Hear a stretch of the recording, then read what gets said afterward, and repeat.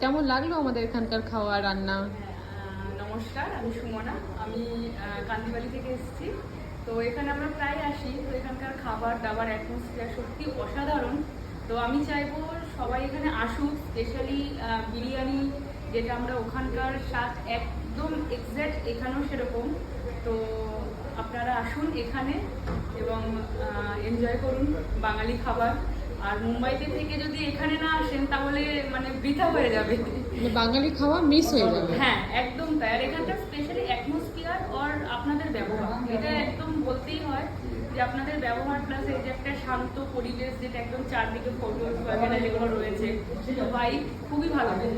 মনে হয় ঘরে বসে খাওয়া হচ্ছে। একদম তাই, একদম তাই। রেস্টুরেন্ট ফিল নেই এটা। না না না না, একদম তাই, একদম তাই। অশেষ ধন্যবাদ তোমার এই ইয়ের জন্য।